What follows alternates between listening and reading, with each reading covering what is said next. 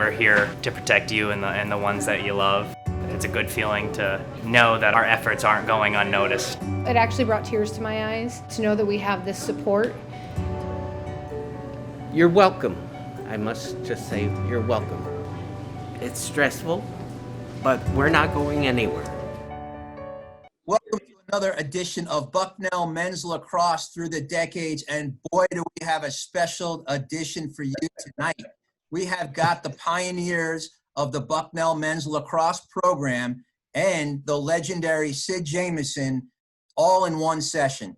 So I'm Todd Newcomb. I want to welcome you and thank you for tuning in. We want to thank Geisinger as our sponsor. Geisinger has been absolutely unbelievable along the front lines, helping everybody during the pandemic. And they, of course, do a great job day in and day out with our student athletes here at Bucknell. So thank you to Geisinger. Before I introduce the guest on the call, I want to welcome Tommy Stopko to the call, one of our current student athletes.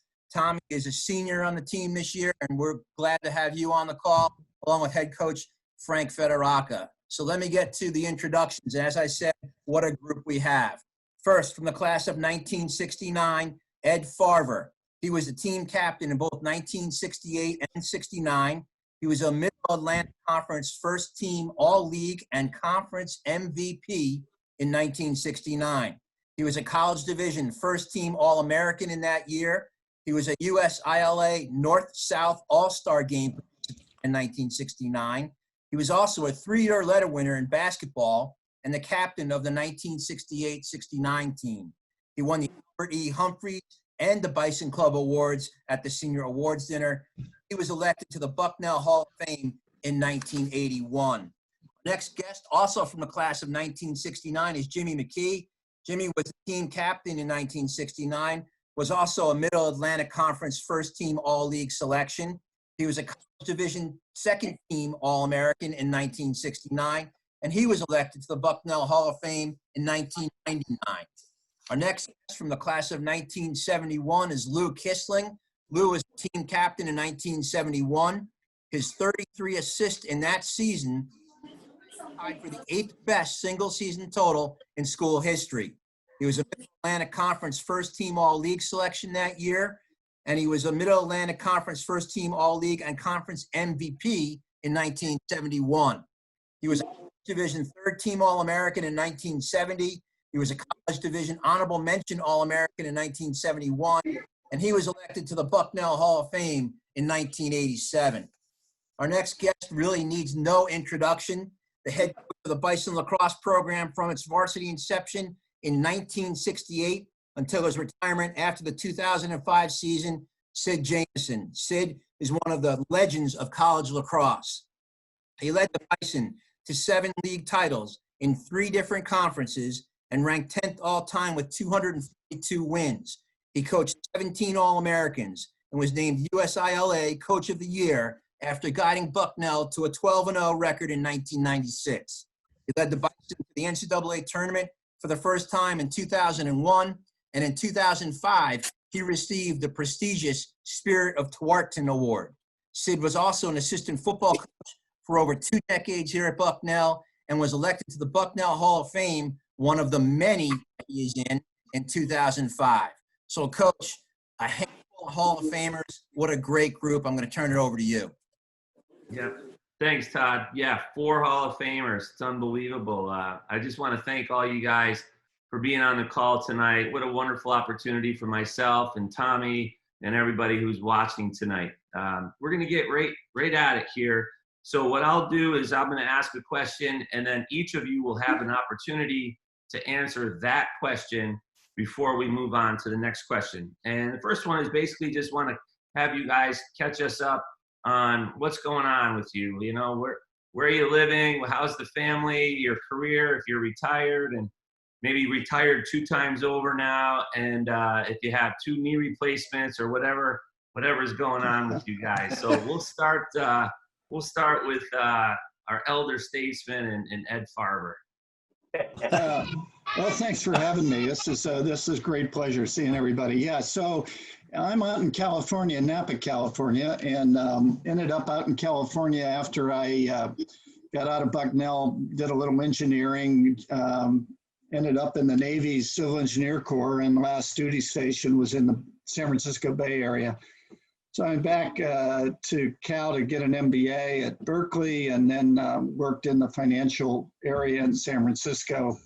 Ended up as a CFO for a winery, and then that kind of led to another role, and ended up in general management, running a couple wineries up here in Napa. I hung that up a couple years ago, but I'm still growing grapes and doing a lot of nonprofit stuff and trying to keep my figure in shape, of course, so that I can play a little golf with these other hoodlums that I hang around with, Coach and Lou and Jimmy. That's So awesome. that's it. I'm here in Napa and enjoying life. That's beautiful. You're living the dream for sure, Ed. All right, we'll go right to Jimmy McKee. Jimmy, why don't you give us an update on what's going on? Good evening, folks. Thanks for including me in this session, and it's good to see everybody. And I've been blessed to have seen everybody here in the 50 years since I've been out of Bucknell, which is just wonderful. As I was telling Todd Newcomb, it's been a tremendous blessing and a great impact on my life and so forth. But anyway, after Bucknell, did a little stint in the National Guard, officer school and so forth. Started my own business when I didn't know any better, and survived for 38 years. Was pretty fortunate. I'm retired with my wife Carol, and down here in the Ocean City, Maryland area, on the eastern shore of Maryland, and I'm sitting here right now looking over 2.5 miles of Sinnapuxon Bay to Assateague Island, which is a national federal seashore. I have a couple business interests that I'm involved with real estate wise, but the fun things I've been doing, I've actually been coaching some lacrosse, and golf and soccer at a local prep school down here, and it's been quite challenging. And I remember the first lacrosse day, I had like 30 kids. I called Sit Up that night and I said, "How did you do this?" Anyway, that's kind of it. I actually got some grandkids here tonight. They dropped in. Well, they've been here for a few days, but it was a little bit of a surprise. So I'm just sitting in my bedroom, getting away from the crowd, if you will. Anyway, That's awesome, Jimmy. Anyway, and I try to keep up with the program, come to a couple games every year and so forth. So, that, Frank. So. Yep, I do. And I appreciate that. It's always great to see you. Lou, you're up next, my man. All right. Am I on audio? You can hear me? Yes, sir. Unfortunately, we can see you. Yeah, there we go. Yeah. For me, I'll make it kind of quick. After Bucknell, I moved out west, Denver for 4 years, and I've been in Phoenix, Arizona now for 45 years. Love it out here, except for this summer where it's 115. I've been retired from commercial real estate for about 6 or 7 years. Happy as can be. I love waking up every day with no text messages, no emails, no cases on my desk to look at. Life is really good in that regard. I'm the anomaly in terms of family that most of you think of. No wife, no ex-wife, no kids, none of those issues, but I do have 7 cats. So that makes me kind of fearful. But I love those guys. I'm heavily involved with the Arizona Humane Society out here. And in terms of lacrosse, I think about what Jimmy McKee just said. Is that okay? Jimmy McKee just said, I helped start the lacrosse program out here in the state of Arizona in the mid-90s. Yep. Where they had nothing. So we now have high school, junior high school lacrosse out here. That was fun. I did that for over 10 years. Generally speaking, life's good for me. Being retired, I'm as happy as can be. No knee replacements, et cetera, et cetera, et cetera.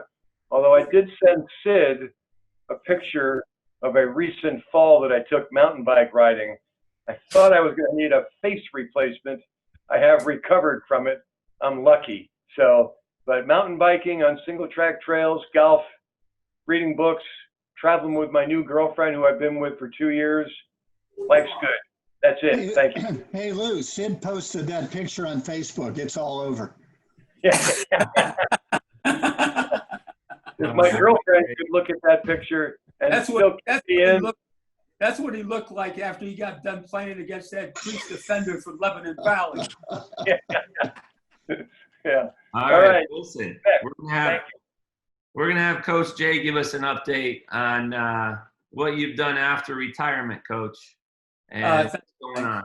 Yeah, well, actually, the other day my accountant called me, okay, and Here we go. you know, and he said to me, you know, you got to cut back on your golf winnings because it's going to interfere with your Social Security. So life is good. Life is good. Linda's doing great. We're doing fine. We're in the middle of a downsizing move, which should be accomplished this weekend. So looking forward to that. But seriously, you know, I get invited often to do some public speaking at different kinds of events, whether it's lacrosse, and most recently I've been really enjoying talking to environmental groups about the Native American view of the environment, and it's a very special topic and very special meaning for me, and I really enjoy it. So that's what I've been doing, and I'm enjoying being here with my 2 dogs, and just we're having a great time. And how many grandchildren? We have 3 grandchildren, and they're over here often taking a dip. Good stuff, Coach. Sorry, I sliced one the other day off the I have it. fairway. It bounced on the The road. dog had it in his mouth, Frank. It went into your side yard. It went into your pool, I think. Yeah. Okay. Frank, I haven't bought a golf ball in 5 years. All right, Coach, listen, back to some serious stuff here. Why don't you tell everybody how you started the lacrosse program at Bucknell? And even, you know, when you arrived on campus, and just give a summary of how it all got started. Yeah, Frank. Well, in the 1950s, there was a club lacrosse program here. And then that moved on into the early 60s, and then into the middle 60s. And Rexford, Steve Rexford, as you know, basically had the club lacrosse team going pretty well. But anyway, in 1964, I journeyed to Bucknell to visit a friend of mine, who then asked me to talk to what was the dean of men at that time. The dean of men, Charlie Mine, who was a Hobart graduate, Frank. Yep. Okay. And after about a half an hour, he said, well, we're going to have a lacrosse program here, but the athletic director really doesn't know it yet. But he will. He'll. We're going to have a chat with him next year, and if all goes well, the following year we'll have an intercollegiate lacrosse program. So, from 1964, when I first came here, up until '66, I was at Bucknell, working for the dean of men, and I have records of Kissling. I got records of Farver, and I got records of McKee, Jimmy Reese. I got all the records of all these guys. They're in my files at the house here. Okay? They're not for public display, though. Okay?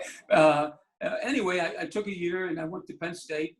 Worked on my master's degree. I helped Dick Penzick, who was the head coach at that time, over there. And then I got a phone call from Charlie Mine saying, hey, it's done. It's over. We're going to make an announcement, and we'd like to have you come back over and be the coach. And I said, this is going to be great. So, you know, I came back over, and from then on, you know, we've built the program, which has done great things, really.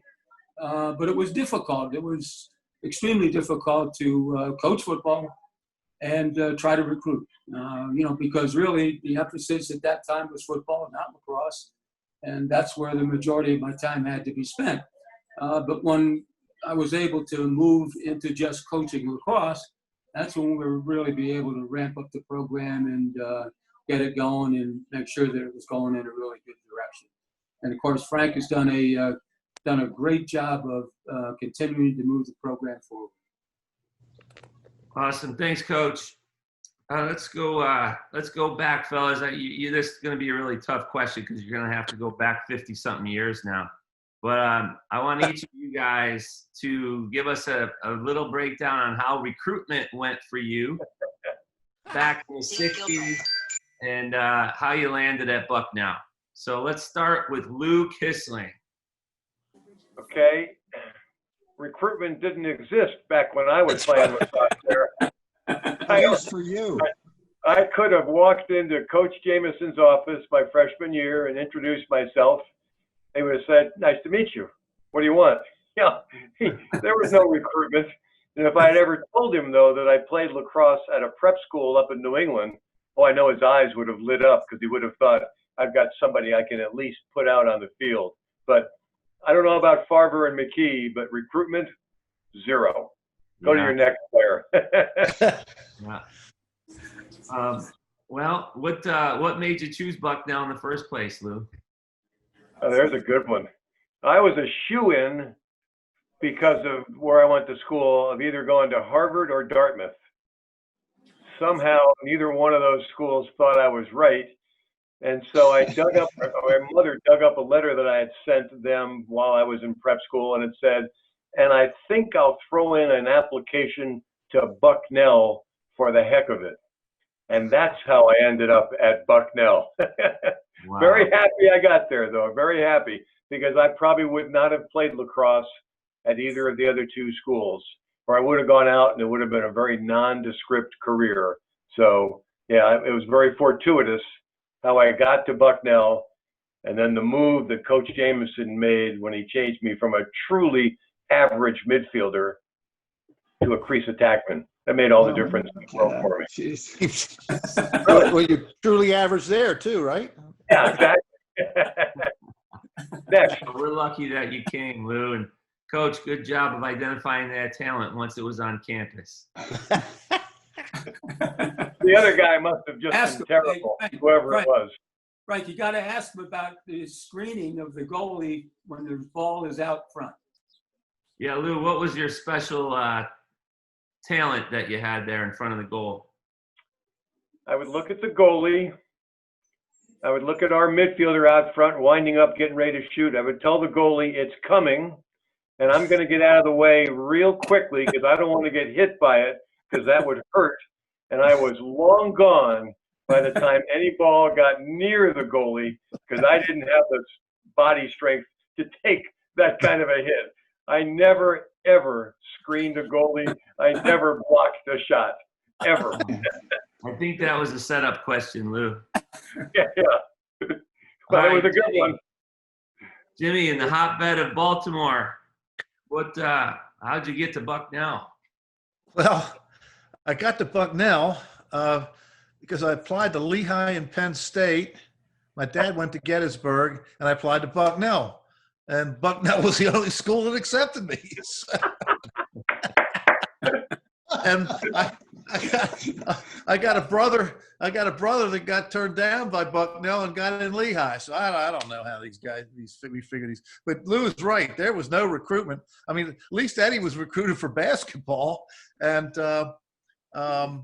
as he should have been. And it was, if you guys remember, Eddie and I went to high school together, and he, in his junior year at Delaney High School in Baltimore County, we got him out for the lacrosse team. And of course, being the athlete he was, he just excelled at it. And we had a nice high school team, especially my senior year, or our senior year. And I don't know, we ended up at Bucknell with Eddie and Kevin McCoy, Kevin was another teammate. And, with Steve Rexford, as Sid mentioned, kind of running the club, I think he was fairly happy to see some experienced guys, at least some guys that had played high school lacrosse and so forth. But there was no recruitment, for lacrosse. And then you guys are in the Hall of Fame. Yeah. Pretty unbelievable. Go figure. Yeah. All right, Ed, bring it home on this one, buddy. Yeah, well, I was looking for an engineering school. I was going to go to Virginia Tech, and then a couple of the guys, Jimmy and Kevin, and a couple of my high school classmates said, "Hey, we're going up to look at Bucknell," and I said, "You want to go along?" And I said, "Sure." It sounds like a good school, so I tagged along, and I got to say, my visit to the campus at Bucknell was so different than Virginia Tech, because Virginia Tech was an all men's school at the time, and here are all these co-eds running around, Lewisburg, and I'm thinking, this might be a school for me, So, but that, and I did have some recruiting for basketball back then. So I really, I went to Bucknell because it was great. I thought it would be a great school, and I went for, in terms of athletics, I went for basketball. And in fact, I remember one day as a freshman, I was in the trainer's room getting taped up for basketball practice, and you guys remember Holman Halleck. Holman Halleck, yeah. Yeah. Sure. So he. Oh yeah. He walks in, and us guys were just going out to practice lacrosse. It was late in basketball, early in lacrosse. And Holman comes up to me. He says, "Hey, you're going to play lacrosse, aren't you?" And I thought, well, I guess. I was just focused on basketball. No, I mean, I was looking forward to playing lacrosse, but anyway, that's how I got on the lacrosse field. That's great. Well, listen, we're going to break it up a little bit and have Tommy Sopko, one of our seniors and one of our leading players on the team, ask you guys a question, and then I'll tell who's going to answer first. But Tommy, you can go ahead and ask the question. Sounds good, Coach. And first off, thank you for having me on this call. It's really cool to talk to you guys, a couple of Bucknell lacrosse legends. I've heard all your names a lot of times, so this is a really cool experience for me. But the first question I have is, what advice would you give me or any of my teammates today about the college lacrosse experience here at Bucknell? Let's go with Lou Kissling there first. Lou? Yeah. First of all, Tommy, how's it feel talking to your grandparents for all this advice? Because we've got to look like for at least the age of your grandparents. But here's my advice, because I did think about this. You need to enjoy that experience at Bucknell lacrosse and at Bucknell in general as much as you can. Get everything you can out of it, because you don't want to look back 10, 20, 30 years and say, gosh, I wish I had applied myself a little more. It's too late at that point. So, get all you can out of it. Talk to coaches, talk to counselors, talk to teachers. Just make the experience everything it can and should be, and you won't regret anything years later. That's my thought on it. Great advice, Lou. Let's go right to Ed now. Yeah, Tommy, so you're a senior. You already know how fast time flies. And I'm sure you also know these are the best, at least for me, and I think most people, the best 4 years of my life. And the experiences you have are going to shape you the rest of your life, and the relationships you make. So, as Lou said, boy, just enjoy it. Winning's great. It's wonderful to win. It makes you feel good for a while. But it's the experience, it's competition, it's the people you meet, the places you go, the things you do, and the relationships you build. And, it's probably not telling you anything new, but the four of us, i.e. Jimmy, Lou, and Coach, gosh, here we are 50 years later, and we're still talking about it, and still, well, our memory's gone a little bit, but we're still trying to remember the old great stories and experiences. So enjoy yourself. You're probably not going to make a living at lacrosse. So a few people might, but anyway. All right, great. Jimmy, why don't you say a few words? Yeah, Tommy. Hey, listen, congratulations. I know you were having a stellar season, got truncated last year. And, I try to follow the team every year, as Coach Fed knows. And, but yeah, just not adding much to what Ed and Lou said, enjoy the experience. And you've probably already understand that you're making lifelong friends, or can, and as evidenced by this call. Like I say, I've been blessed to have traveled out west to play golf with these characters, and I'm a golf coach too now, so I try to help them out. But, That's amazing. Oh my gosh. Yeah. But they always seem to lighten my wallet, Tommy. But anyway, no, enjoy your experience. Yeah, use the resources. Boy, these guys will attest. If there was one thing I would have done better, should have done better myself, is apply the educational experience. I kind of didn't get too focused on that, although I did graduate as a civil engineer, which isn't easy. But yeah, take advantage of the academic opportunities you have there, as well as the friendships and stuff you have in the sport. It's a great sport, great people playing it. Thanks, Jimmy. I thought you and Lou were gonna give Tommy the advice of not to live near the railroad tracks. Oh, no. That's the best, because you're really close to downtown where the Dunkel's bar was located. That was really helpful. You meet people there. You meet all kinds of athletes and friends down there. So that was a good experience. Yeah. I thought you had trouble sleeping when the train went by. Oh, God. The whole house. Coach Fed, Yeah. I remember the first night there, and, we're sleeping, and this train comes, you hear the whistle in the distance and don't think much about it. And then, my gosh, all of a sudden the house starts shaking. And it's like, oh, my God. Then they're blowing the whistle and coming through town. It was quite an experience.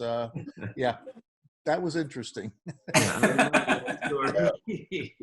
Okay. This is my favorite question of the night. So other than Coach J, obviously, I need you guys to give me a good Coach J story, and then also give us an idea of what he's meant to you. And it's pretty simple. So I'm sure you've got a lot, but respect for the time, one story apiece. All right, so let's start with Lou. Or no, I'm sorry. I want to start with Ed. Ed's on my left over here. Oh gosh, geez, there's a ton of stories, but when you ask that, I always, okay, the picture of Coach comes to mind, and what is that picture? Because we were always think back, we were a slow starting team, and so the halftime, I call it discussion, maybe chewing out is more like it, was something that I always remember as Coach J. And one of the other things I always remember about Coach J is looking at him on the sidelines, because he had a lot of expressions on the sidelines. And more often than not, when things went wrong, his hat went on the field. His hat was down on the sidelines. Those hats took such a beating of Coach J, but that's what I remember of Coach J. And I got to add one other little tidbit of a story, and that's, I remember my first year or two, we had a lot of guys that had played with Coach, because I think Coach had played on the club team before, and so guys like Bub and Schraub and Marcel, and so my freshman year, after practice, those guys would all come up to Coach and say, okay, so we're going to meet at Dunkel's. We'll see you down there. And the coach would say, hey, guys, I can't do that anymore. I'm the coach. I can't go down there. And I'm thinking about, yeah, sure, Coach. And so anyway, Coach trying to deny he was going down to Dunkel's to have a beer with the guys was always something I remember, Coach. Good stuff. Great, Ed. Good job, Ed. All right, Jimmy. Okay. I mean, yeah, one recollection I have, and because I can be quick with this, is that I was I was always stellar in practice, as you must know, but I did something stupid, and coach was all over my case. Like, why'd you do that, or what are you doing? And I said, Coach, I thought I should blah blah blah blah blah. And he says, McKee, don't think, you'll weaken the team. So, but honestly, Sid, what a mentor. I wasn't exactly the best student or attentive to classes and stuff. And Sid, I don't know, he must have seen something in me, because he kind of took me under his wing and gave me the opportunity to co-captain the team with my good friend Eddie, who was just a superb athlete and wonderful to be associated with. And but Sid kind of kept me on the straight and narrow to the extent he could, and that's always been appreciated and respected. And I can't say enough about Coach Jay in that regard. And Frank, I'm sure you got players that are going to feel the same about you, because I've seen you in action, and I know you're well liked and regarded. Thanks, Jimmy. I know you and Sid remain really, really good friends. And I am going to allow Ed to swing back, because Ed gave us some great stories about Coach, but we didn't get a chance to hear what Coach means to you, and that. Yeah, thanks, Frank. I'm sorry I missed, skipped over that. I was having so much good fun thinking of the coach. But I'll tell you, I've learned an awful lot. Probably things you guys hear all the time about them, but life skills. Most importantly, things like respect, persistence, hard work. The guy, I love to hear Coach talk about the Iroquois Confederacy and some of the principles that he grew up with, and he now talks about, because he was a prime example of them. And gosh, I got you on a pedestal, Coach, so don't fall off. Okay. Right? Super guy to follow. Yeah. Thank you, Ed. Thank you. Okay, Lou, you got it, my man. Well, Ed stole my thunder with his first story there about the club days, but I've got to tell my version similar. Oh. Freshman year, I'm out there on the field. We're just throwing the ball around. Everybody's kind of together, mingled. And I hear this voice about 30 feet away, and it's one of our players, Rob Worthen. And Rob goes, Sid, can I go to the Hilltop tonight for a beer after practice? And Sid looks over, and I didn't know what was going on here. And Sid goes, Robbie, it's Coach Jameson now.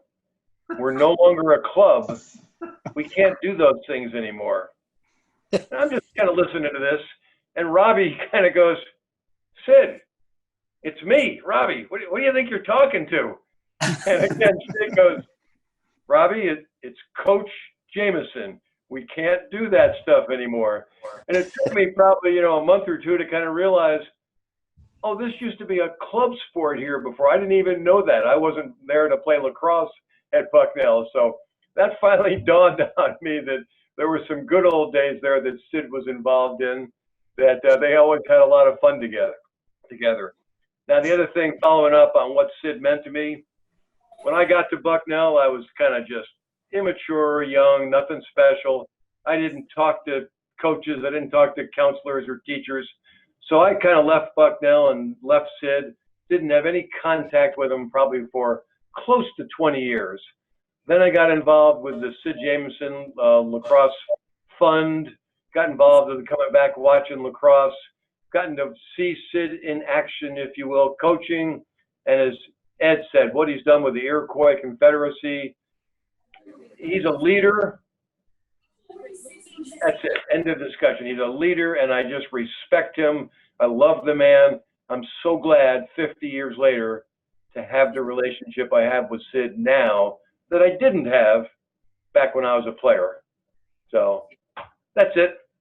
Well, that's great. And I think I'm going to ad lib here because I think it's an opportunity for me to mention what Sid has meant to me and, you know, how he's impacted my life. And, you know, I really want to thank him for the opportunity that he gave me to coach at Bucknell when I was still trying to figure everything out. And he was a terrific mentor and really taught me how to be professional and, you know, tolerated some of my unprofessionalism when I was young and did a really great job of allowing me to grow and giving me confidence and really giving me a great understanding of how to respect the game at a higher level and to make sure that I hold other people accountable for respecting the game. And he's certainly extremely highly respected on all levels of lacrosse, from youth all the way through international and world team and pro lacrosse people. And, you know, he's a guy that is in just about, I think, every Hall of Fame that he was ever possibly eligible for, and continues to come out to practice and speak to the team and send that message that he's been sending for years. And, you know, he walks the walk and he talks the talk and he walks it. And, you know, I just have the utmost respect for him. And I think he knows that, but I think it's an opportunity for me to say that. I really appreciate that, Frank. Thanks so much. Well said, Frank. Well said. So, why don't we talk about the championship game at Cowan? Yeah. I don't know what that's going to be, but I can't wait to hear it. Ed? Which game are you talking about, Coach? The Lehigh championship. Lehigh. Cowan. Well, that game. Ed might have been drinking before that game. I don't know if he remembers it. That was a rollover. I mean, we just crushed those guys, didn't we? Yeah. Hey, But Ed, I'm joining you guys late. How about the night before? Yeah, it was house party weekend, senior year, Coach. Well, the reason I can't speak too much of that is I don't remember a whole lot about the night before. And it's not because it's 50 years ago. It's because of what happened the night before. But we still rolled over those guys despite the night before. Hey guys, can you hear me? I'm Jim Reese, just shorting. Sorry. Frank, it was house party weekend. I took him out to Cowan on Friday night. Oh my God, that's beautiful. Yeah. Tommy knows Cowan. We go to Cowan still to this day. We didn't think so. We didn't think so. Yeah, there's like army barracks there. Did you guys try to sneak out? No, where were you going to go? I mean, Yeah, my girlfriend left me that night. Yeah. So you can't go to house party? I'm going to go somebody else. But you know, Frank, and Tommy, one of the things I remember is Sid did the right thing, naturally, because it was house party weekend our senior year. And, you know, we watched scores. Lehigh was beating teams that we played by a lot bigger score than we beat them. And, you know, when you look at comparative scores, you're thinking, ruh-roh, what are we in for? And like Ed said, man, we rolled them. We just rolled them. It was unbelievable. That was a highlight of the lacrosse, my lacrosse career there. That's for sure. Jim, could you describe the scoreboard? What did that look like? 14-1, wasn't it? No, I mean the actual scoreboard itself. Oh no, I really don't recall. What did it? There wasn't one. Oh, well, that's why I don't recall. Yeah. Was that a trick question? That was a trick question. It was. Do we have Jimmy Reese trying to get on? Is that what's Yes, that's me. Can you hear me? Hey, it's Yes, we Hurricane can. City. Yes, Jimmy, we can. Jimmy. Yeah, I'm sorry. I've been kind of tied up with some hurricane crap, and just getting home and realizing that we're in the middle of this thing. So sorry. Hey, Hope Jimmy. you're okay. Jimmy, can you do us a favor? Can you try to maybe up on the center of your screen? You're like a little bit blurry. It's like foggy or something. Can you maybe turn off the That's lens? because I'm on a screen that I don't recognize here. Here we go. How about that? It's the same. I just was wondering Oh, if I see what you mean. Yeah, it is foggy. I don't know what's going on. Well, maybe that's because I'm on drugs. I just had oral surgery too. or it could be because you're in a hurricane, right? Yeah. Well, also from Theta Chi. Now you know why we went to Cowan on Friday, a house party. I know. I got the DTs while I was there. All right. So, Todd, do we want to talk about Jimmy for a second here and introduce him? And I can certainly do that if you don't have that sheet there, but. Yeah, we could do that. Yeah. Yeah, I'm glad that Jim was able to join us. So joining us now from the class of 1969 is Jim Reese. His 1968 and 1969 seasons still rank as two of the top 3 in school history in terms of save percentage. And 51 years after graduation, he's still ranked second all time with a career save percentage of .700. He was a Mid-Atlantic Conference second team All-League selection in 1969. So welcome to Jim. Oh, it's good to be here. Yeah, That's Jim, awesome. That's awesome, Jim. And Well, Jimmy, you know, the funny part about the whole lacrosse experience there, and number one, the save percentage business is greatly dependent on the fact that I had a defense that allowed a lot of shots on me, so I get my percentage high. Yeah. That's No, true. I'm just kidding. I'm just kidding about that. Defense was great, but my lacrosse experience at Bucknell, I'll make this really quickly because it was a kind of a accidental sort of deal. I back before I actually started participating with the club. Apparently, they had gone begging for goalies. They had graduated all their goalies or something, and I had been noticed by somebody because I had been a lifelong hockey goalie. And I don't know whether it was Rexford maybe or coach. Yeah, Rexford. Yeah, noticed that somewhere and collared me someplace and said, "Why don't you come and give us a try?" And I said, "Well, why the hell not?" And the rest is history. The transition actually was pretty easy, as you all know. I couldn't stick worth a dime, and with McKee and Farver in there most of the time, that was not a problem because they came back and took the ball away from me before I could do anything. Before I could do anything bad with it. Yeah, Reese has got the ball. Go get it. Yeah, go get it. And but as far as the transition from hockey to goalie, I thought it was just pretty a natural sort of thing after all the experience in the goal I had on the ice. It just wasn't that different. thanks, Jim. It's really great to have you on the call. I'm going to go to the next question here. I want to ask you guys, what was your most memorable experience at Bucknell? And we'll start here with Lou Kissling. Okay. I thought about that question, and there wasn't anything per se while I was at Bucknell that was that memorable. I mean, yeah, the team, that class of '69, that was great and all that. But for me, what was memorable was how 20 years later, I got back involved with Bucknell Lacrosse because I'm out west in Arizona, long way away, so it's pretty hard to stay in touch with the program really one-on-one. But 20 years later, I get back involved with Sid. I get back involved with Jim McKee and Ed Farver and Jim Morris and Hollis Brown and some others. And so that's what I remember most as my experience. And I'm now back involved, and I'm back involved as much as ever as I can be this far away. And I love the program, pulling for it. I love the fact there's been only 2 coaches there in all those years.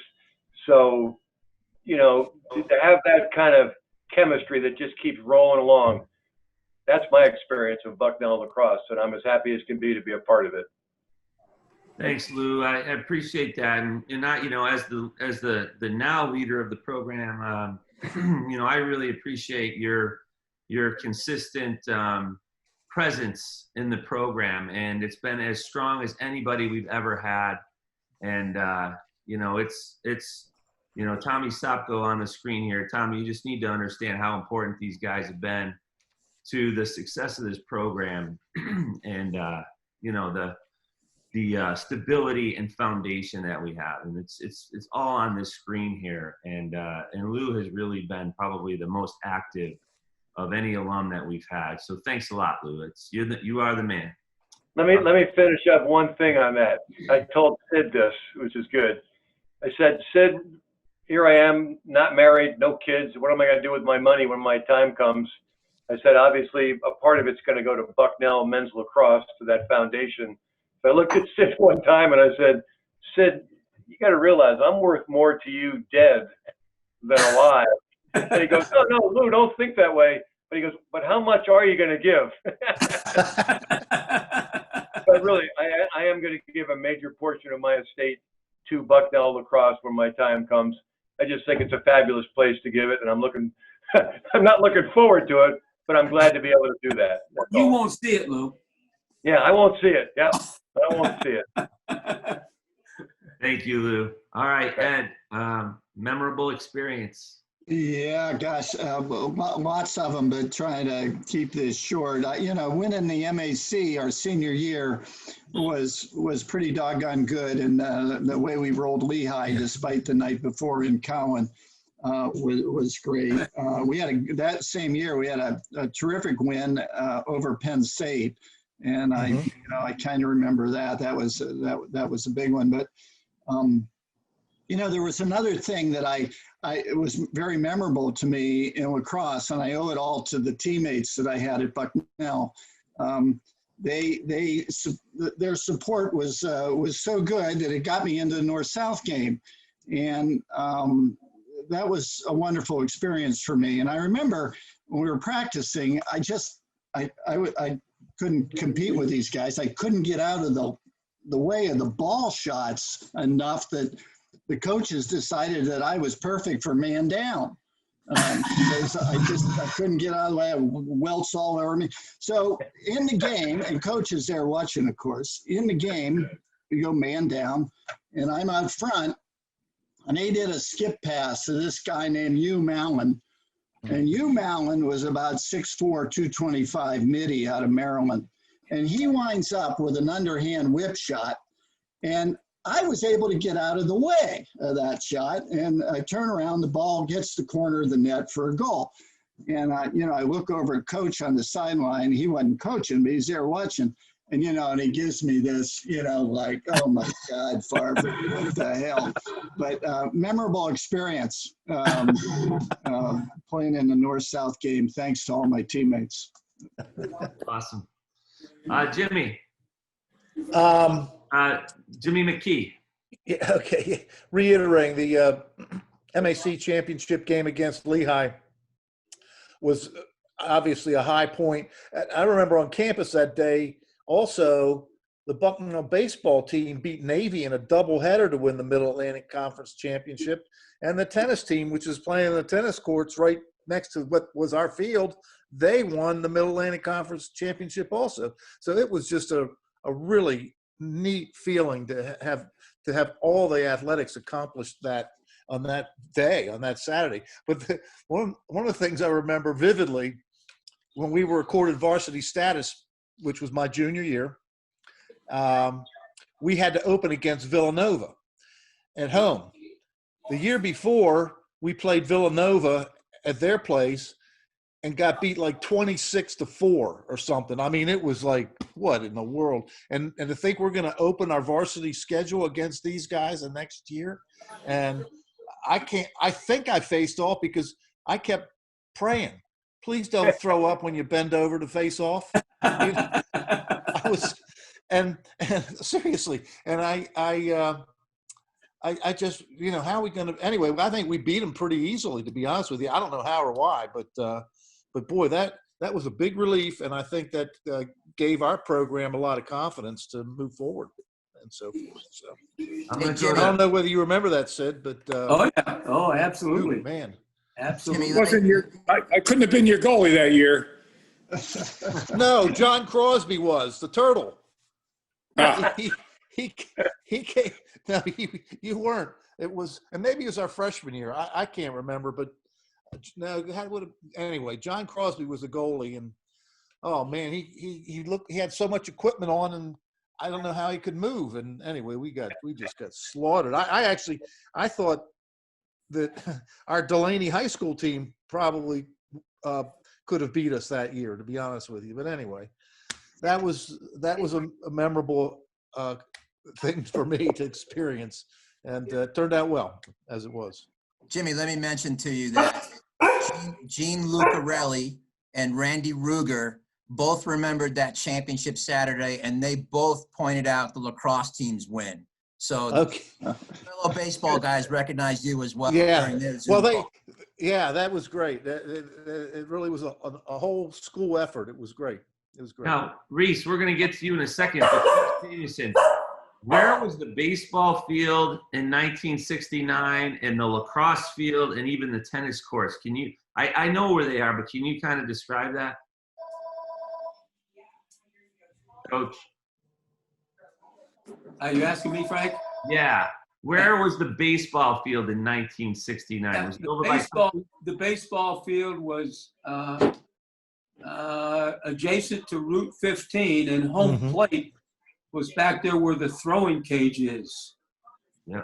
Okay, so the first baseline kind of ran towards the stadium, the north end of the stadium.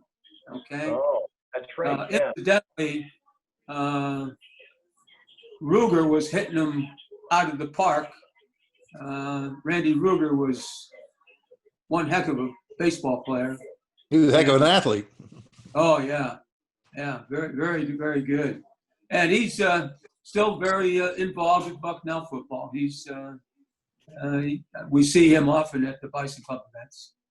And Coach, was the Christy Matheson gates right now? Yeah. Were they like in the outfield or something? Yeah, they would have been in center field. Yeah, that's what I wondered. Isn't that interesting, Tommy Sopko? Yeah, I'm trying to imagine it. The home plate by the thrower's pit, and the home run fence was the Matheson brick wall and probably those bushes. Yeah. Okay. Along it. The third base line ran parallel to Route 15. Yeah.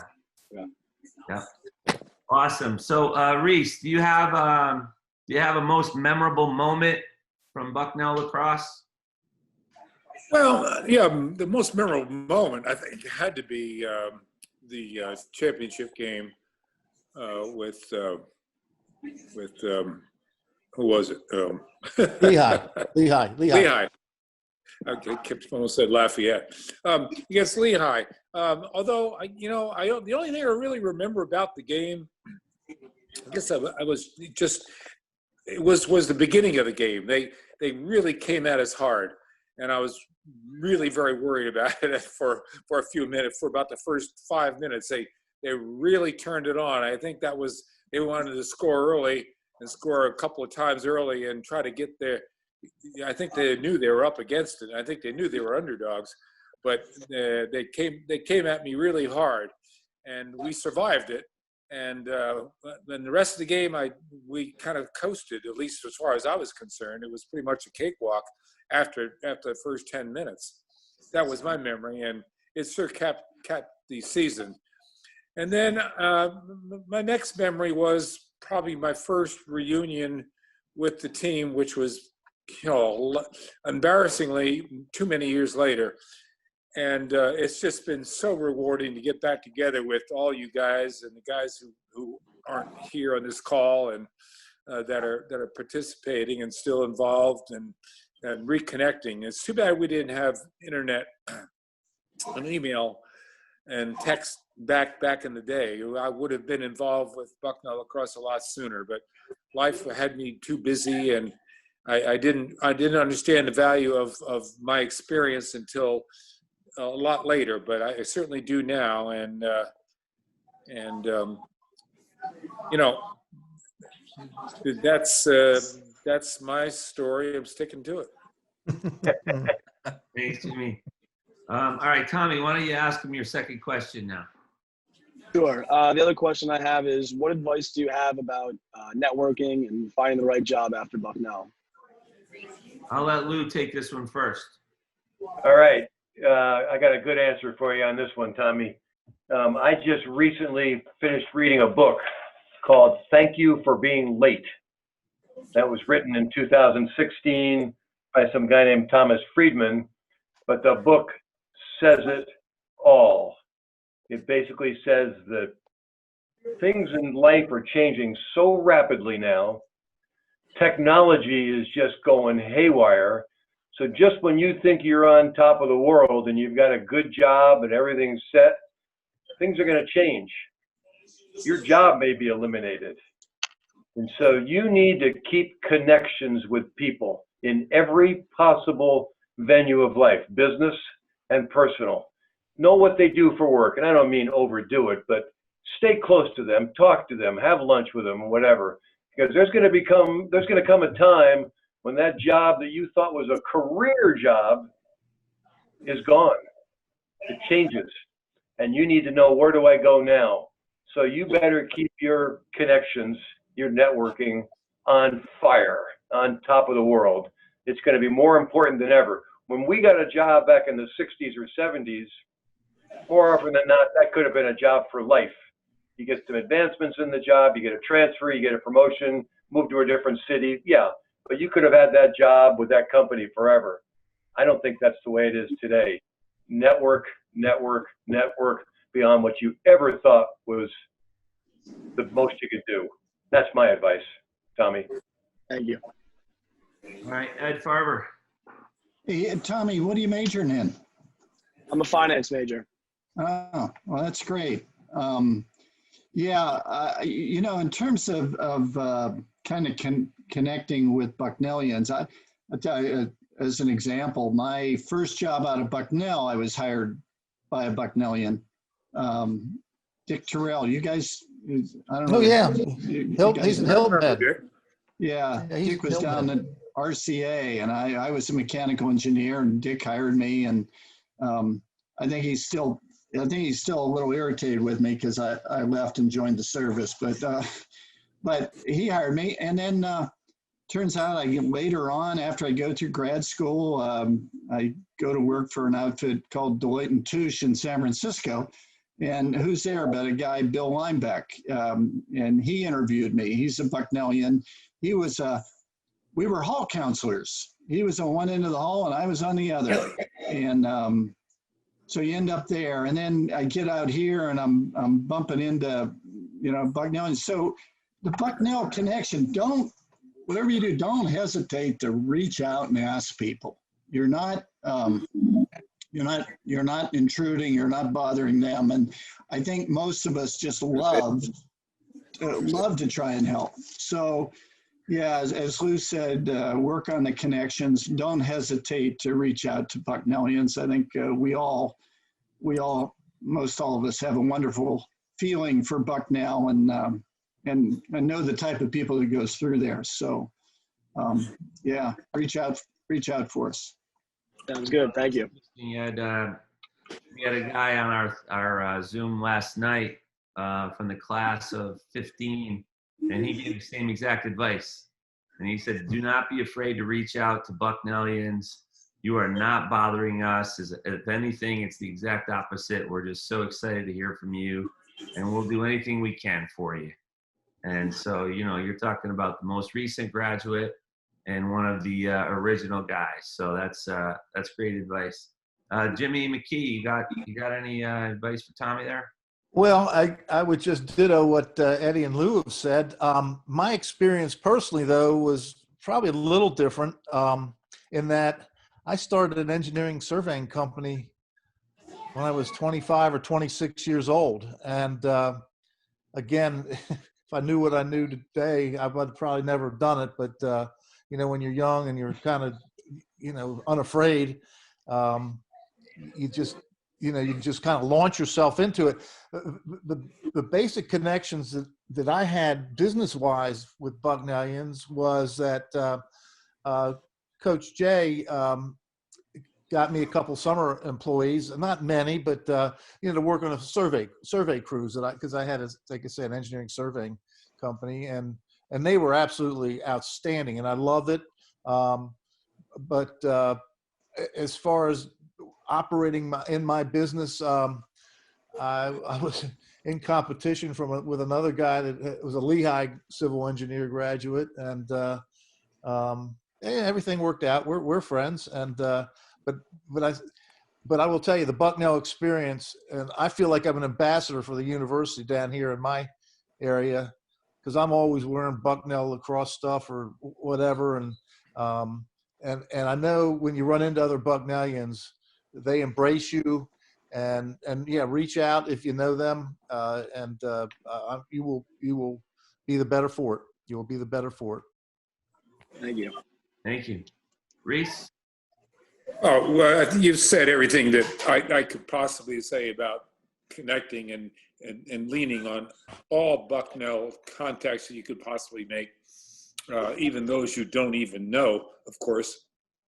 I can't give you a lot of good personal experience from when I graduated because I was chased after graduation. I was kind of forced to get into the military and went into the Navy to keep from going into the Army or the Marine Corps. And but I did get a job before I graduated, and I did it through a Bucknell connection. He got me interviews at Procter & Gamble, and off I went to work for them, and that was a great experience until I had to go into the active service. But then they had a job waiting for me when I got out. Which I declined because I just had different thoughts later on.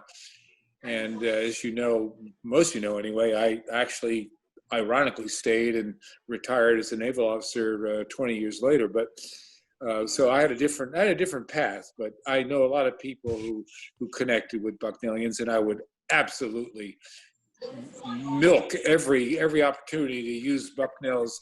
And Bucknell graduates are so successful, you just can't go wrong. Thanks, Jimmy. And I'll ask Coach Jay to just give a minute or so of advice to Tommy in terms of the networking and things like that. Yeah, Tommy. As I think it was Lou said, you really need to try to appreciate and understand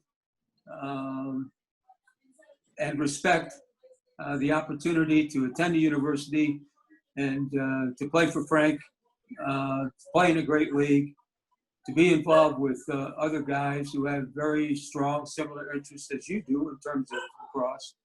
And then to be able to take that experience to the next level with your employment opportunities. So don't be afraid to ask tough questions, if you will, when you need to have an interview. I think you really need to be upfront, be honest, be yourself. And athletes have a pretty good way of handling that, particularly since you've played a very, very good level of lacrosse. So my advice to you is to use that experience in your interviews. And as everybody has said, do not be afraid to pick up the phone and talk with Bucknellians. I know for a fact, because I did that often myself for guys that were looking for opportunities, because I kind of know everybody for 50 years, and I'm more than willing to help you, Tommy. So if I can, if you need some information, or if I can help you in any way, I'm delighted and eager to do that. Thank you, Coach Jay, and I hope to see you on the practice field pretty soon. Oh yeah, that's going to happen. Thanks, guys. I want to skip down to the last question, but before I do that, the one I'm skipping is, do you guys have a certain teammate that you want to give a shout out to, and someone that you really admired? So if someone has a burning desire to mention someone now, that would be fine. So I'll kind of like wait for someone to step up, or we'll go to the 7th question. Well, I'll jump in and make it real quick, Frank, but there are a couple of things that came to mind. One, when I was a freshman, we had a group of seniors that were mostly football players, and they weren't very skilled with their stick. But when I think of, Bub and Traub and Cappy and Dick Pace, and those guys, they played the game because they loved the game. It wasn't pretty, but I always admired them for that. And then in later years, it was the guys on the team that worked as hard as, Jimmy and Lou and that didn't get the recognition. The guys like Giff and Fred Smith and wonderful guys that contributed to the team. And lastly, I would say that there's 2 guys I had the opportunity to play with in high school and throughout college, and McKee and McCoy, and real stars in my eyes. Thanks, Ed. That's great. Thanks, Ed. Hey, listen, back at you, bud. Talk about being blessed to have played a sport and other sports from high school through college with an athlete the caliber of an Ed Farver. And he did it with grace, style, competitiveness, persistence, leadership, and accomplishing the stuff that he did. He was always humble in his accomplishments, which may be one of his greatest attributes. And of course, same thing for Lou. Didn't know him in high school, but we've become, I think, pretty good friends over the years. And certainly his athletic accomplishments and practicing day in and day out with him has been really remarkable. And also to Jimmy Reese, a transfer hockey goalie, to come out and do the job he did. It was a fabulous effort. And I'll, again, ditto Ed. I told my son when he was playing sports in high school, and he was complaining about not starting. And I said to him, I said, Andy, the good players, the other players that are starting, they need you out there to practice with. And if you're not starting, show the coach you can do this or that, or work harder at it. But if you don't have the other guys to support you, then you don't really have the makings of a team. And I often think about the fellows that went out to practice every day, worked hard, knowing they probably weren't going to maybe get a lot of playing time, and yet they still stuck it out. And you have to give them a tremendous amount of respect.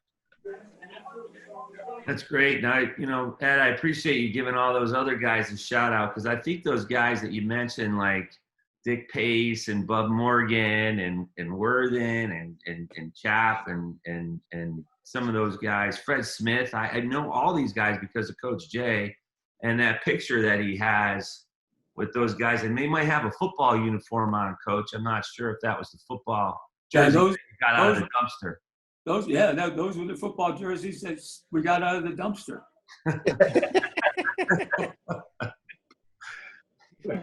So that's kudos to you, Coach. Lou, did you want to say something there? No, I've got no great additional stuff there. I'm a 0 on that particular question for following up on it. Okay, listen, Frank, I want to. You guys have followed the program. We just want to try to get an idea of your opinion of the state of the program now, and maybe any advice that you would have for me as the head coach. Let's go with Lou. Yes, Lou. I think the state of the program is really good. I mean, and I said something about this earlier. The fact that we've had 2 coaches over 50 years, that's wonderful. There's a continuity there that's great. The fact that a guy like Sid Jamison stays in town just to help out a little bit, so that's good for Bucknell Lacrosse. And I think the team in my mind, and I've said this for a few years, they're like one player away, whether it's a stud defenseman or a stud attackman, from really moving up to the upper level of the lacrosse program. The Patriot League is great for Bucknell lacrosse. I think it's where they belong. They got some great competition in there. They're even Steven with most of those teams, and I love the fact they play Loyola so well. Love the fact that you just can take on Army and do a job with them. So Bucknell lacrosse is fine. I want to see that one extra player every year get picked up, and so does the coach. So do you, Frank. I understand that, and you're doing everything you can to get them. So I'm not blaming you, but that's how close I think Bucknell lacrosse is to really being a top tier. And where it is right now, I'm as happy as can be with the program. I really am. I think it's wonderful, and I think you're doing a great job, and I'm going to continue supporting you. Thanks a lot, Lou. Okay. All right, Ed, you got a few comments?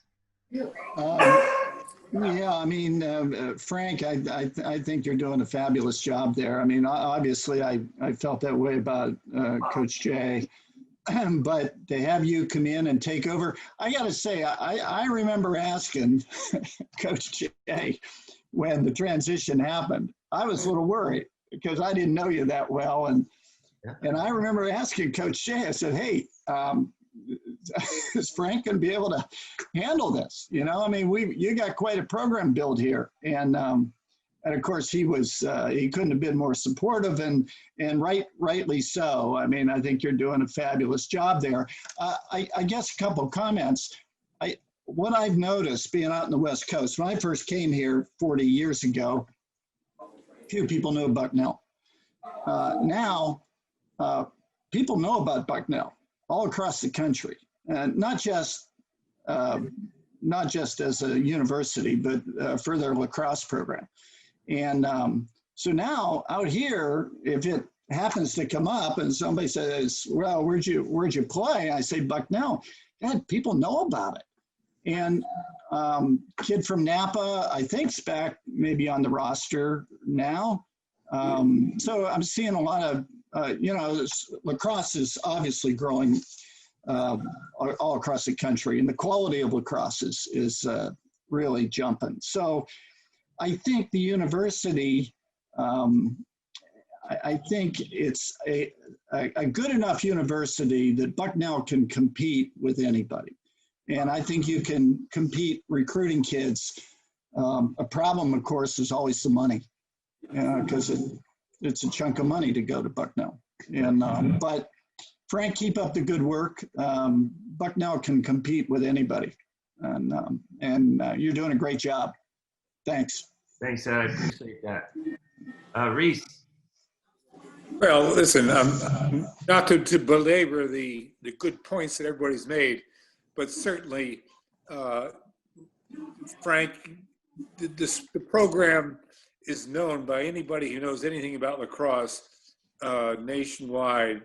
In my travels, when I wear a T-shirt and somebody goes, "Oh, you went to Bucknell, you played lacrosse," and they know it. They know the school. And of course, Sid, you know, you're the resource that brought that all to fruition. And Frank, you've kept a good job going on. And like Eddie just said, it's recognized. And back in the day, of course, we were just under the radar.